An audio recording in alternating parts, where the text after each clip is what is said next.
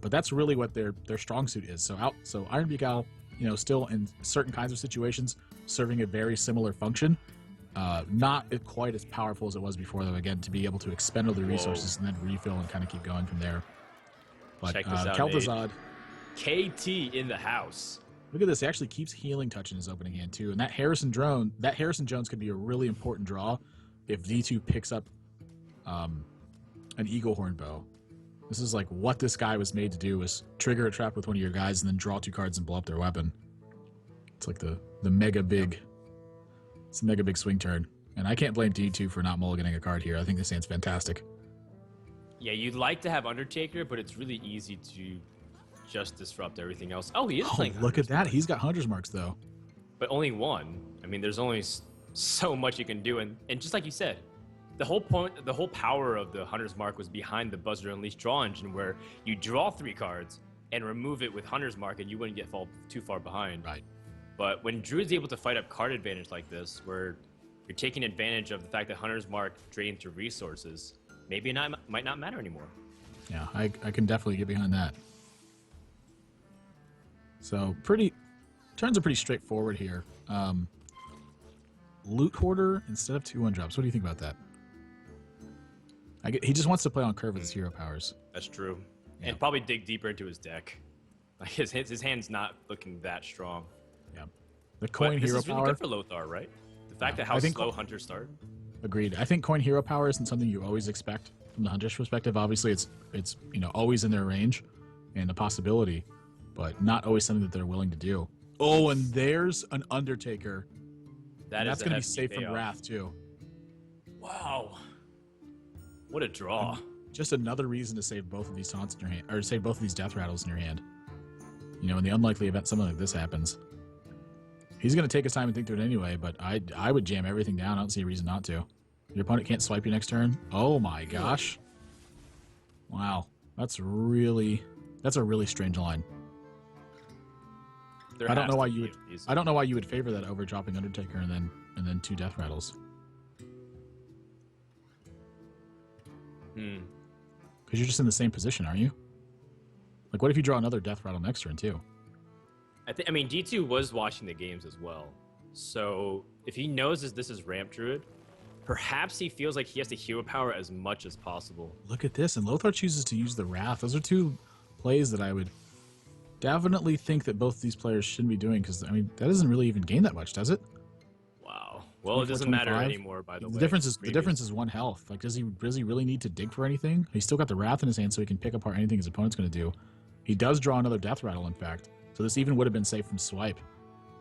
Yeah, I mean, I don't see another play. I think last time you had an opportunity to really make a big play, and this turn you are fortunate enough to have the same opportunity. Except this time you've seen a Wrath come out of your opponent's hand. So, I mean, are you even worried about swipe? You still pick up a card from Web Spinner, Mad Scientist developed onto the board. You have Savannah Highmane coming soon. To a theater near you. That's right. After we finish our Fortune documentary, though. Because that man deserves some screen time. Find out more about him. And more importantly, what he received from some text messages from Leah. This Undertaker is going to get a lot of buffs. Look at this. He's not even going to play the Mad Scientist. He's really trying to get mileage out of that hero power. Yeah. I can't say I blame him for that, but I certainly would have played this game differently. Keeper out of the Grove.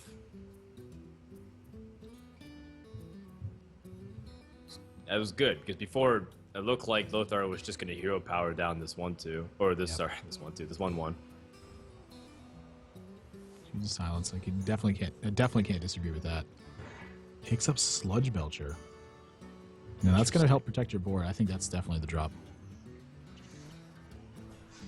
Again, it makes sense that you're playing Sludge Belcher because you're banning your opponent's Warlock, so you expect the possibility of playing the Hunter Mirror. Wow. And a second keeper picked up.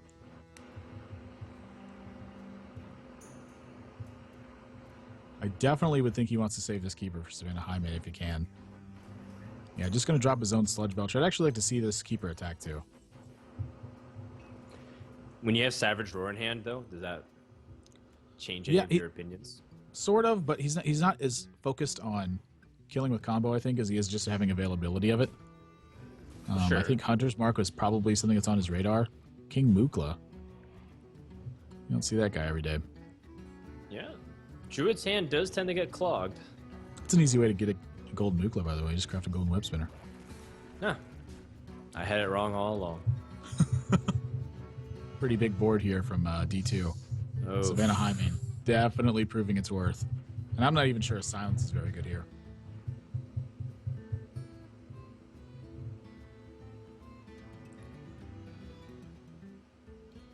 What about using Savage Roar to clear off Sludge Belcher and just healing touch up? Gosh, it's so brutal. I don't think I mean, it's you bad. just got to do it if you want to remove it, and then. Yeah. But then your next turn, you're still looking at like how do you clear out this high main? Yeah, I mean, one of the problems with the play that way is that he's not actually like developing his. Like, your opponent has such a big board edge that what you're doing doesn't really clear too much. He's going to go with that play, but there's not a lot of tension created on the board at this point. So this Savannah Hyman very likely to run away with the game here. The law of Hyman probably going to come into effect. I mean, he doesn't have much left, but that's certainly a lot of damage. I mean, it's 12 damage because you most likely won't be able to stop what's coming out unless he picks up like an Ancient of War. Because you got to drop Mukla this turn, right? I assume so. Yeah. I mean, Mad Scientist is just inferior. And Well, you I don't think he's kill going to off- drop the bow. I think he's going to drop the Scientist and Hero Power. Just sort of akin to like how his game plan has been the whole way. It's just consistent with what he's been doing. He's been getting a Hero Power in every turn. Okay, fair enough. You know, it's funny that that's happened too. He's gotten about 6 extra points of damage where I wouldn't have used it, I don't think. Right. So, Drew the Claw can be a pseudo Ancient of War, like build your own in a sense. 6-8. Is that his best chance to survive here? I don't know. Because the bow is still going to help take care of that. He's just going to use the Mukla and the bow. Unless he draws something else, of course, like Iron Big Owl. Oh, wow, he's going to charge it. Okay.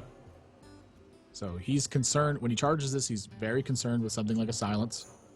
He's very concerned with it not being able to get just any sort of real value from it. But now Hyman's about to get in his second attack. Third attack, actually. Is this the third attack from Hyman? Mm-hmm. No. He played it on 6 and it's 7. This is going to be the second attack.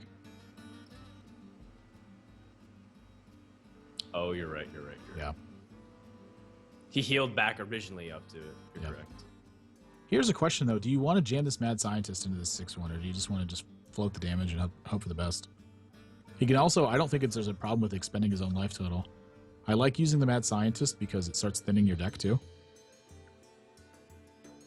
Important to make sure you don't draw those traps, and instead you get him out of the way with Mad Scientist instead. Right. High main number But 2. yeah, but how much is that extra damage worth?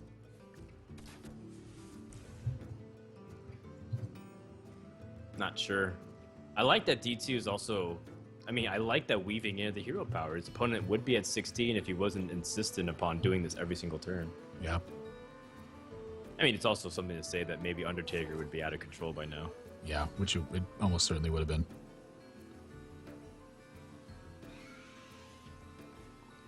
This is still a big debate for him.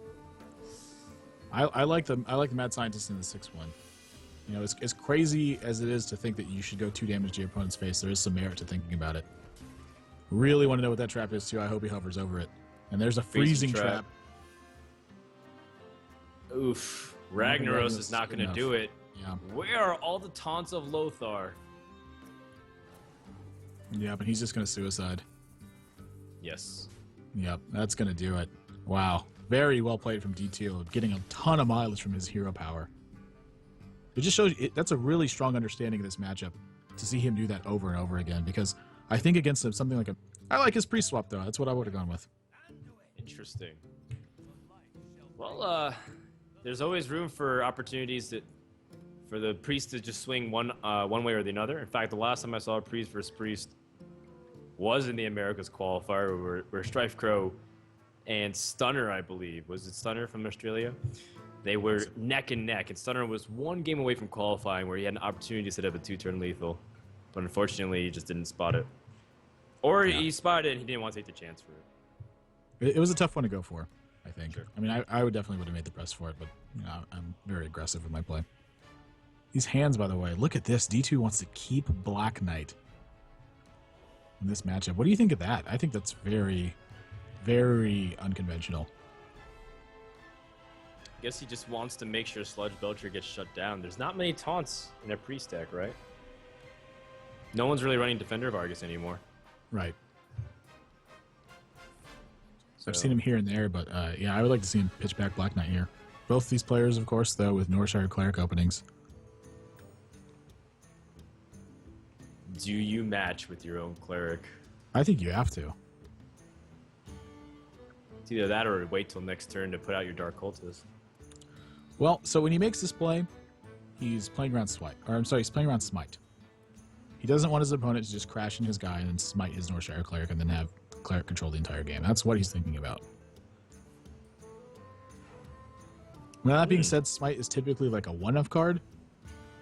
I'd like to see him play it. He has different plans in mind, though. Right, it is a one-off card, but it also is a card that he's likely to keep in the early stages of the game. Yes, So, that's true as well. high likelihood that he might end up wanting to keep it. Kalento split, making its appearance. Ysera versus Smite. Which one do you choose? I go with Ysera most of the times, but that's just because the upside of Ysera is just so high. Especially in this mirror matchup. If you can get Ysera down and force your opponent to mind control first while you have mind control, lock it up. Yeah, I do have to say that D2's foresight on this matchup here really making a big difference because this Northshire Cleric of Lothar's is not going to draw a card this game. Yeah, and why did Lothar hold the Power Word Shield? Was it because he was anticipating some other way to use it, whether with Pyromancer perhaps, or did you feel like there's another room that maybe it's like the correct call moment in time? I was a little bit surprised that he just went for a heal pass. If he holds on to it, yeah, I don't know. If he holds on to it, I think it's strictly because of the Wild Pyromancer, but I mean, is there a benefit to not playing it that early? Like maybe, I guess, silence, but you still draw a card off of it. I don't think you were that worried about it. Certainly curious. Yeah. Now on D2's end, Wow, look at this. He's going to smite.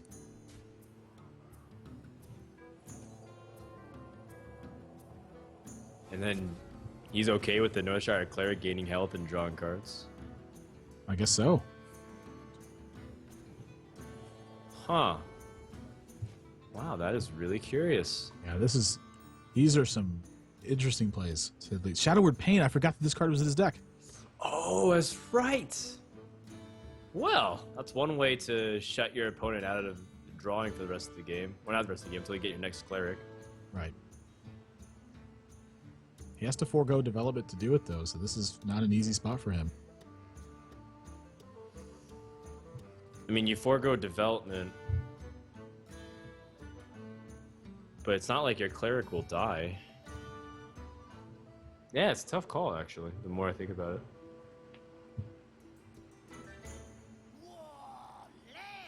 Or maybe you say you don't care if your opponent's drawing cards either. No, you have to care, though. It's a control mirror. Like, you want to make sure that the draws are reduced as much as you can for your opponent. I would definitely say that most of the time that's true. Is there any merit to using... The Priest mirror sometimes is the exception, right? Because you can force your opponent to overdraw with a bunch of heal mechanics. Yeah, I think it's typically pretty rare, but definitely in the minds of the players, it's at a certain point. Is there any merit to using Shadow Madness here just to kill your opponents? 1/3. Yeah, because you can kill the 1/3, and the next turn you can play your Cultist and use Shadow Word Pain. And this way, he's sacrificing his Dark Cultist this way. So his guy's gonna be really big in terms of health, but you know how important is that as the game unfolds? I mean, D2 also can kill the Cleric, too. It just requires him to potentially give up his own Dark Cultist, and then it comes down to a default war where your opponent has a stronger minion on the board, which is also something you're concerned about. Yeah. This has become very weird. Yeah, this is a tough position for sure.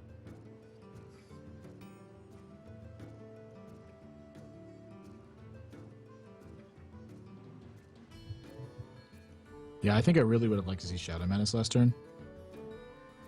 Because the board position would be a 3-3 versus a 1-6. So say your opponent heals up after that to avoid... I mean, I don't know. Let's say they play a second Dark Cultist even. You can still play your own Dark... You can still Shadow Word Pain and play your own Dark Cultist. This is tough. It's true. Dark Cultist is one of the more common cards. Yeah, both these players go into the rope early on. Look at this. He's actually just going to choose to draw. So his own Cleric is going to get sacrificed here. Yeah, I have to give the advantage to Lothar after this sequence.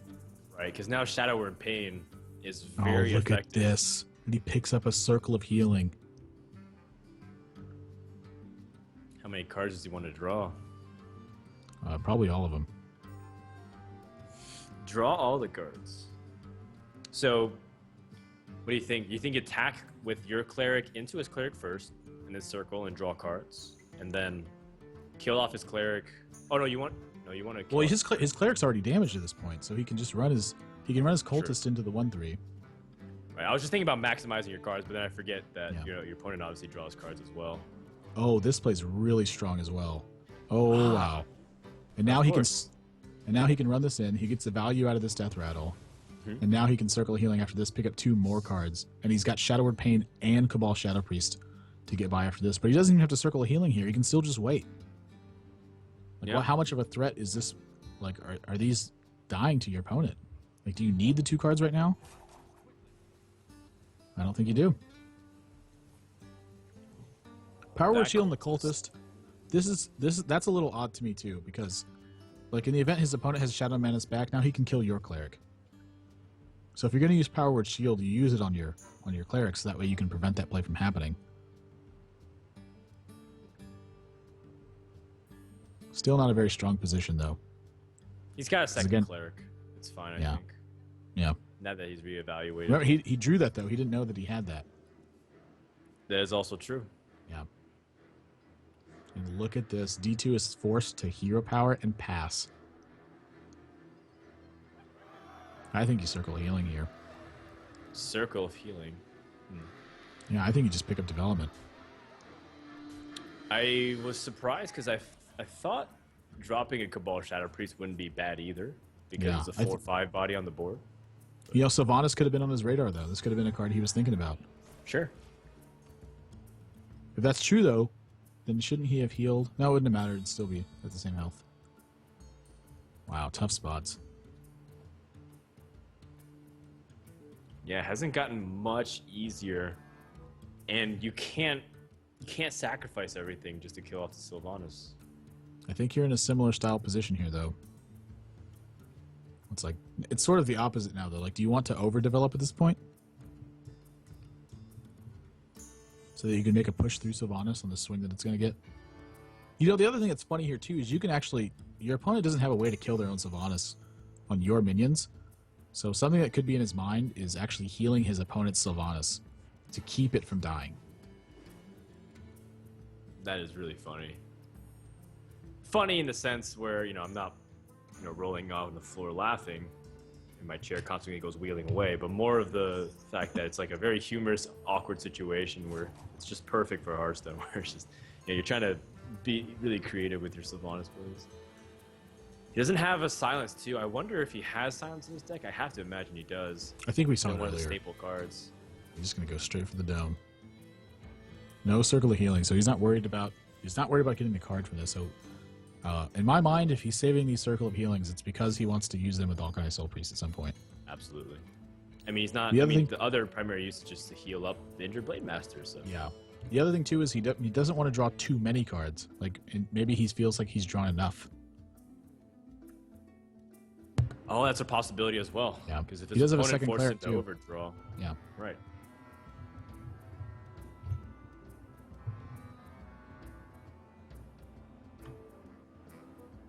Wait, Lothar is at 9 cards though. So if D2 does heal. Yeah, like if he had Circle of Healing. Yeah. Oh, he actually would make him overdraw a lot. Wow. I think it's a pretty fantastic play. I think you heal too to make him overdraw. Oh my goodness. Yeah, that's exactly what he's going to do. Silence gets burned.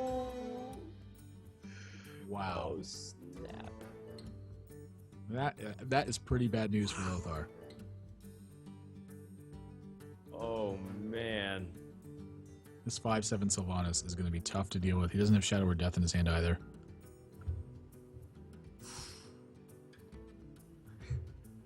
Well, I guess there's not really much digging you can do, right? Do you have to kill off your own cleric now? I don't know.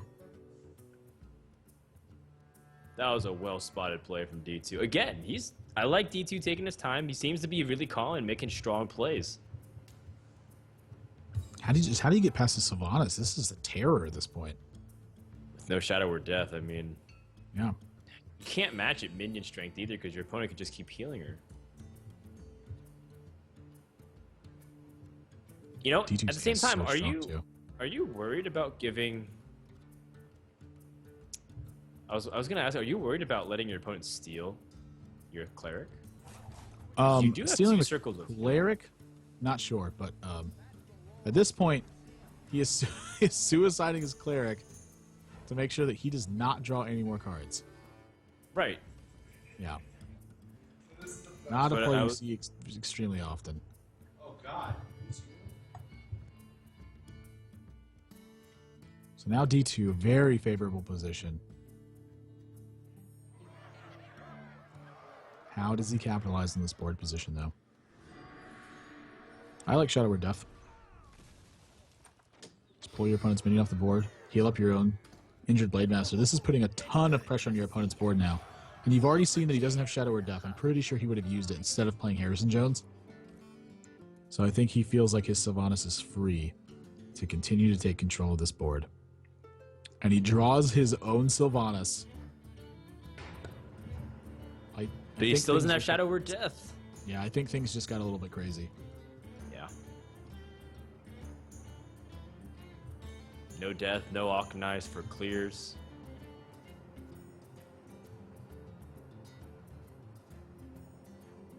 How do you even go about this now? Half his hand is useless. Yeah. You know, obviously he can play Ysera, but what's in the back of his mind, of course, is a Shadow or Death on that Sylvanas and taking that Ysera away. Oh, man. Yeah, I think Sylvanas is Oh, the best. boy. Yeah, but it's of course, by a we long know shot. what happens from here. Yep. Nevertheless, I think it's the right play.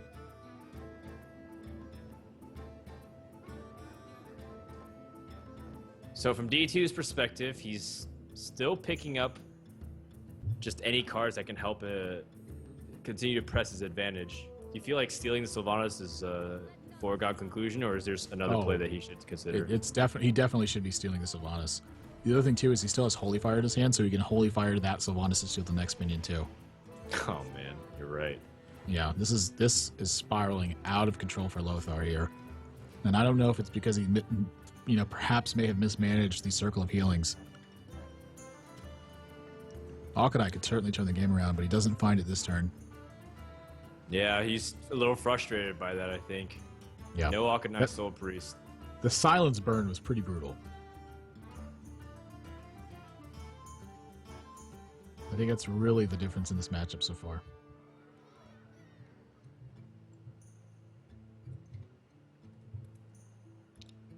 What can you even do here as Lothar? There's no way for you to tackle down everything. You're staring at 12 points of damage.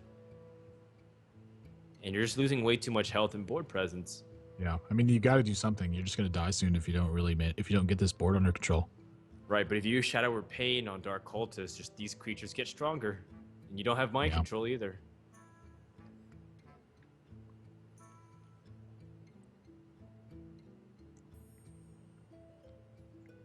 You just jam Lothar up in the Sludge Belcher.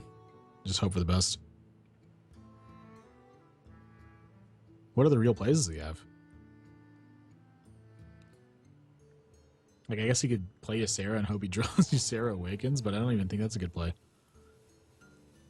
You're just going to take too much damage. If your opponent mind controls, that's just the game right there. All right. It looks to me like he's got some sort of weird plan to clear the board, but... Okay. Oh, yeah. He's got Holy Nova. Does Shadow or Pain actually do anything? No! Holy Nova actually... Oh, the Holy Nova actually killed off the Dark Cultist, so... Shadow or Pain wasn't used there. Yeah. Alright. I guess that was okay. 15 damage right now. Yeah. This looks like a pretty clear Holy Nova turn. 14 damage, excuse me. I guess Holy Nova and continue to pressure, but your opponent is obviously desperate after this play.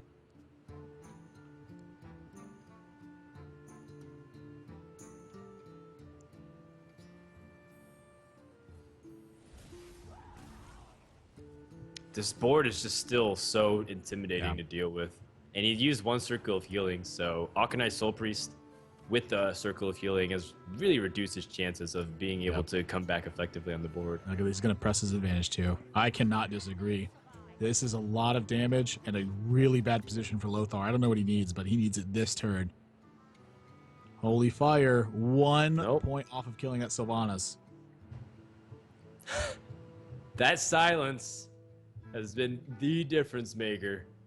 Whoa. Sylvanas has been how long? How long she's been out now? Oh, is that, 3-4 I mean, turns? he's had a Sylvanas on the board since turn 6. Oh, man. I mean, I think he's just got a Sludge Belcher and hope to stem the damage. I don't see a true recovery here, but this is definitely an opportunity for him if his opponent doesn't have Black Knight. I mean, we can see his Black Knight, so I mean, this is like checkmate. But yeah, outside of the Black Knight, his hope is that Sylvanas will get healed back to 5 health and he can Holy Fire it and hope to manage to keep the board under control at that point. You can't really pass up a Black Knight opportunity. Yeah, this is what this is for. He kept this as the beginning for this moment. I think he's trying to make sure he's not missing lethal here, like some obscure way.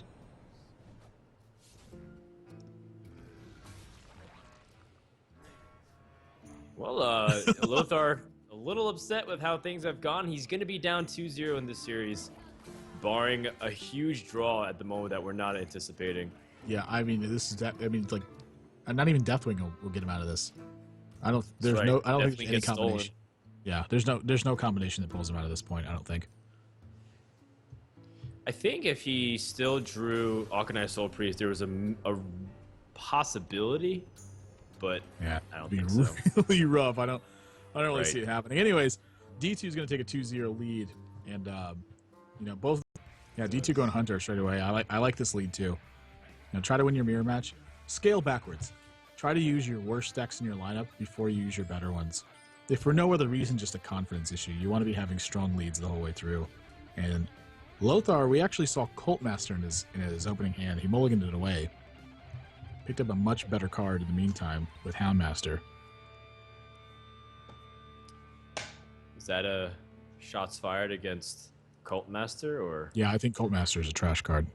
I really do. Oh man. Well, I won't stand in the way of that one. I'll let you just pass on by. Haunted Creeper is one of his better responses, especially since he does have Hunter's Mark to fight back if this Undertaker gets out of control. Yep. This is just going to be straight for the face, too. There's no reason for Lothar to attack this Haunted Creeper.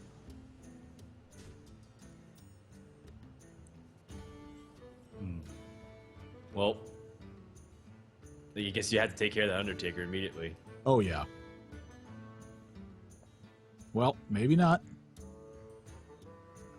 Well, he's thinking about it. Yeah, I think maybe something that he might be considering is, can he get his opponent to commit to the board in a weird position? But you're going to pay so much life if you try to do that. Right. We've seen in the past already. Was it D2 series, where if you're just too far behind in health, you're going to put yourself in a bad position. Yep. 2 leopard gnomes, but goodness, looks bad.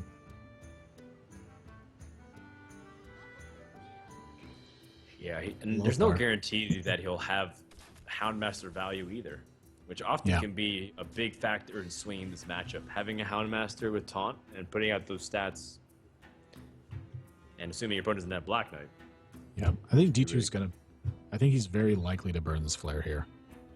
He doesn't have a turn 4 play, and he doesn't have a play this turn, so Loot Hoarder likely gonna pick up a card. See what he has. If that doesn't get anything valuable, I would expect flare to get burned.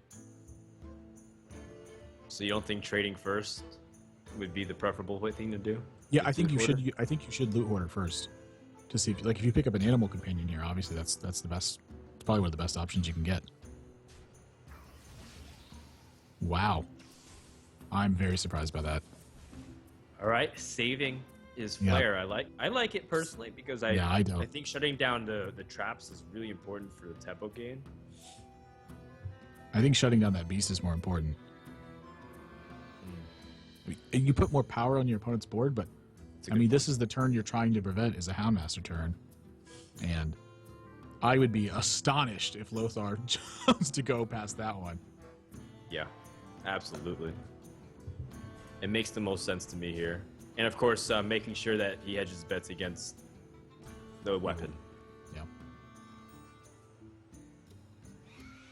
Hunter's Mark 2, he's already seen a Hunter's Mark, so he doesn't necessarily want that to be in his opponent's range either.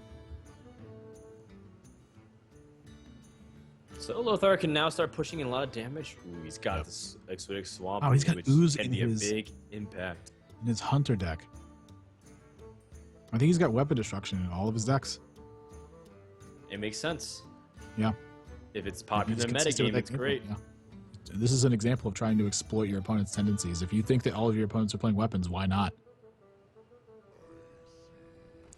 Lothar, I cannot disagree with this one. And a lot of damage coming across the board to D2 now. He's thinking about the same thing, though. Like, should I prevent this from being able to get Houndmastered? And I think in this position, I would like to see the 4 damage instead. What's the worst case scenario? If your opponent does have Houndmaster, then he trades in, then you lose the damage slightly anyways. No, but then you still have the tokens, right? Yeah, if your opponent Houndmasters and then crashes into your 3-1, it's taking 3 damage, so you can just respond with a token. So the worst case scenario is that you end up in this exact same spot, except you've dealt 4 extra damage. What? So wow, he's got Harrison and Harrison Jones. Am I missing that is something. Lothar is really hedging his bets against weapons. The only thing I can think of that Lothar is trying to do here is to reduce the effect from Unleash the Hounds, which if he's going to do that, I think it's the consistency of that game plan would be to not play these 1-health minions. And since you have an Harrison Jones in your hand, I think you just slam Ooze down if you're going to do that.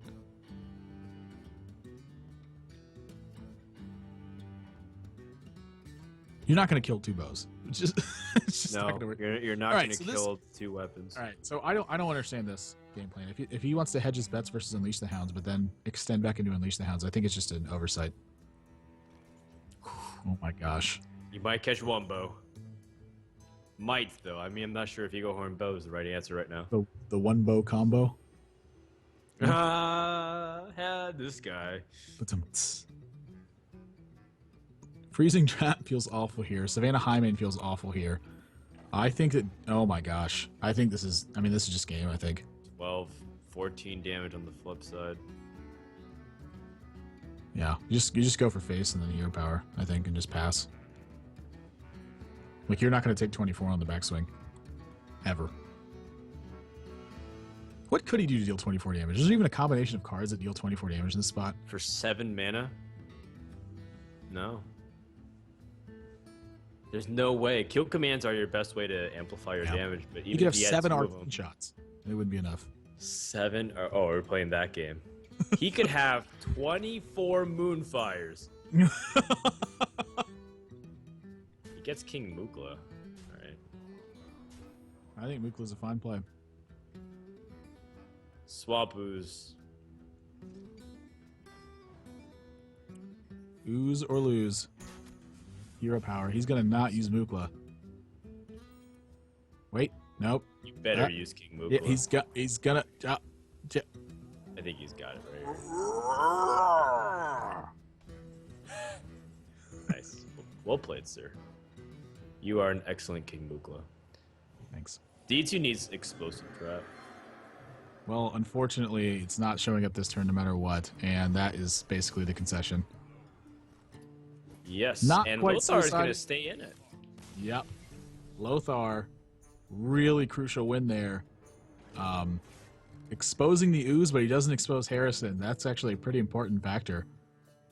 Bosses, so to speak, but Yeah. well, he's going to go with Warrior immediately. I feel like this was one of his better counters anyways.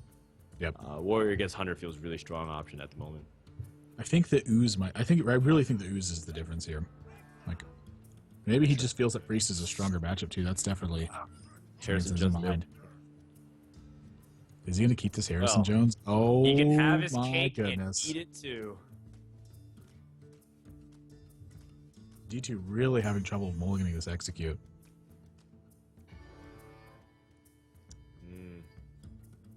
Wow, he's going to keep it.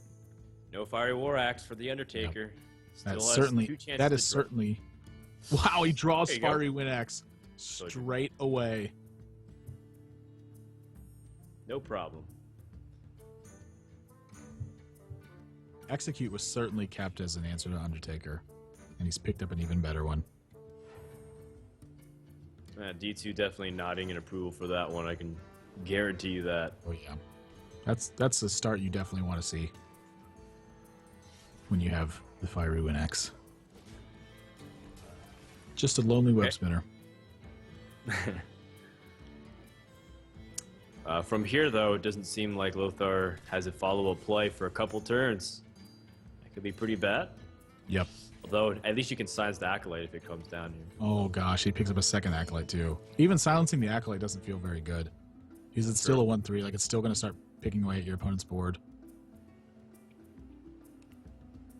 Wow, is he going to be forced to Hunter's Mark this? We'll see if he picks is- up a pretty decent beast. I actually, What are you if he's, looking I would have liked to see him. I would have liked to see him silence it and then Hunter's Market. I know that's a lot of stuff to invest into that, but this is already such a bad matchup. Your opponent's already had such a strong start. I think you want to try to deny him cards and hope his hand's just full of big minions. River Acropolis, not so dangerous today. Saves the owl, Yeah. though. Utility of this owl can really make a difference here. Silencing the Armor Smith. Yeah, but I don't know how much difference it's going to make. It's still, like, he's just going to lose all his minions in order, and then D2 has basically fully recovered the board. And he's got ways to remove and draw cards. And gain health. Yeah, I like Houndmaster, actually. It's really kind of gross to not get value out of this guy, but this does contest your opponent's board. And I think he wants to save Owl for something. Like, he probably wants to save it for Sludge Belcher, in all honesty. It makes the most sense to me. God, But this is where look at D2 this. can pick up really big time plays here. Oh. Yeah, Okay. I would have really liked to see him attack that Houndmaster. Cashing on the value. Yeah, well, because here's the other thing, too, is that now your opponent gets to dictate how the Houndmaster is going to work. Like, because they just attack it into your guy. I mean, I guess you pick up some more cards this way. I don't know. I don't think you do. I think you should just go for it. Just rip it. Let's do this. Leroy Jenkins. I like the, drawing more cards and being able, and you still can kill off the Houndmaster without giving up other things, like you have your Execute. Perhaps he's really afraid of the incoming high mains. Well, Saving I was that just going to use. Execute. I was just going to use the Armor Smith.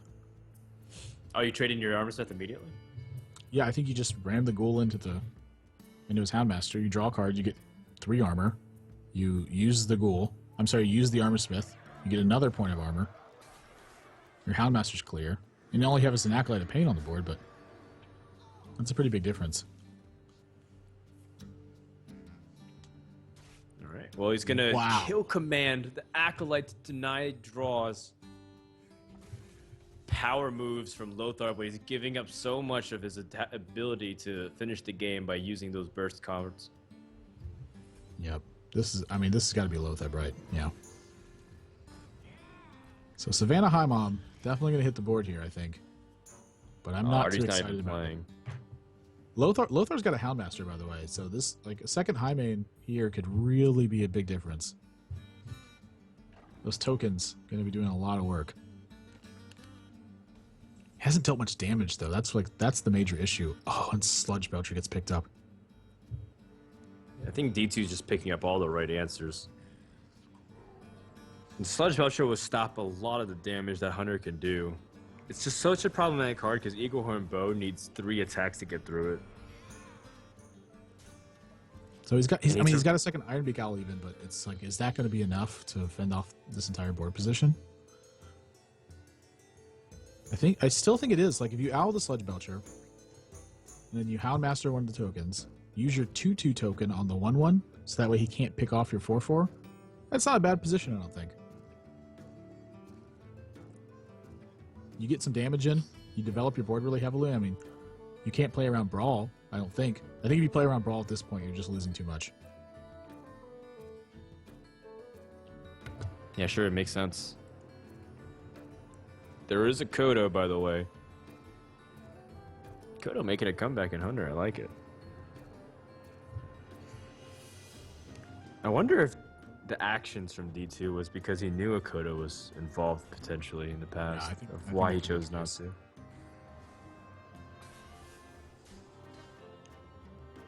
Yep, I like the sequence. A lot of pressure, but God, still so many good answers. Like, you could even use Gromish here. Gromish is going to be left with 5 health after this attack. You take out his Houndmaster, and he's only got 4 power on the board. I think at this point, this is fine. So, like, he's going to sacrifice his Gromish sometimes here to, like, either a Hunter's Mark or a Kill Command or what have you. But you've just restricted so much of your opponent's damage at that point. Like, 1 Kill Command's already out of the way. You've seen both your opponent's silences. You have 2 shield blocks and a Ragnaros in your hand. I think you just have the gas to continue to run your opponent over. Yeah, they've also used Hunter's Mark. How are they supposed to deal with Ragnaros? Yeah. Is he running even 2 Hunter's Marks? He still has to deal with Gromush this way. I think you nailed it there. It's very difficult for the Hunter to end this game without taking so much pressure from cards like Ragnaros and life gain. I don't even think you attack the Sludge Belcher here. I think you just go for face. That's the only way he can win, right? Yeah, I think you just really hope this damage adds up to enough. The good old ladder hunter strategy. Hope this is enough damage. Oh, okay. Chooses to trade it off. I am not salty at all.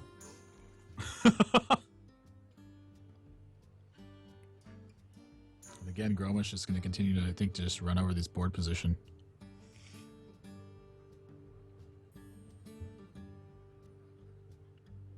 Just going to be getting a 3 for 1. I think it's Ragnaros just down? Yeah. I think so. Oh, wow. He's going for face, too. To the face? I mean, how can you do it? It is 10 damage, so. Sure. I mean, that's just so much. Lothar left with Harrison and it's just stranded there. Second kill command gets picked up.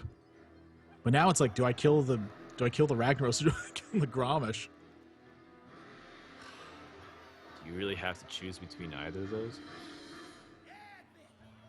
Ragnaros is just like, you can't deal with Rag any other way if you give up this. You need a second Hunter's Mark if you're even running it. But then Gromosh, like, you might die if he just has Faceless Manipulator next turn, like if he draws that. Yeah. Like, no matter what, you're guaranteed to die. Yeah. I think you just got to risk it, though. I mean, you don't have longevity at this point. I'm fine with kill commanding the Gromish too, because the Ragnaros can still just hit the wrong target every turn in a row. True. Oh, it feels so gross to play that Harrison Jones and the Ooze and get no value in a weapon matchup. Oh, and there's Shield Slam. Yikes. He's got Shield Slam. And then he draws the weapon. Gorhel. That's hilarious. Oh my god, Gorhel. Gorhel has somehow eluded both the Ooze and Harrison Jones. Cruel Taskmaster, so he can even execute if he wants to. He's gonna smite down this Harrison with the force of 1,000 suns. Wow. Also the force of 1,000 Ragnaros, which is gonna kill Lothar's last card. Down to hero powers. Leper Gnome, not enough. That's it. D2 taking this series 3 games to 1. Some fantastic